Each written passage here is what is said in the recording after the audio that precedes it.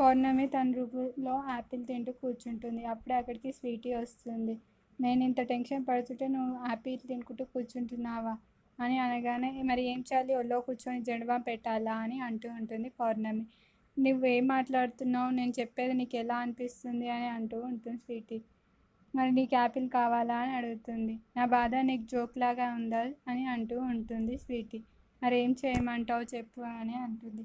అప్పుడే నేను ఇలా చెప్పాను అక్కకి, అక్క మాట ఇచ్చింది అని అనగానే, భూమక్కకి చెప్పావు కదా, ఆ మ్యాటర్ అక్కడ ఆగదు, పీటీ ఉషలా పరిగెత్తుతుంది అని పౌర్ణమి అంటూ ఉంటుంది.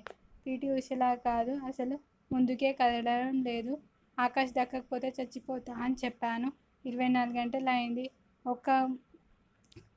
ఒక్క నిమిషం కూడా ముందుకు పోలేదు మ్యాటర్ అని అనగానే, అది ఏం కాదు, అయినా బావగారు కొంచెం బాగుంటారు కదా తెల్లగా, అంత టెంప్ట్ అయితే ఏం పర్లేదులే అని అంటూ ఉంటే, టెంప్ట్ కావడానికి ఆకాశే కావాలా అని స్వీటీ అంటుంది. అది విని పౌర్ణమి షాక్ అవుతుంది. తర్వాత ఏం జరుగుతుందో నెక్స్ట్ ఎపిసోడ్లో చూద్దాం. Thank you for watching this video.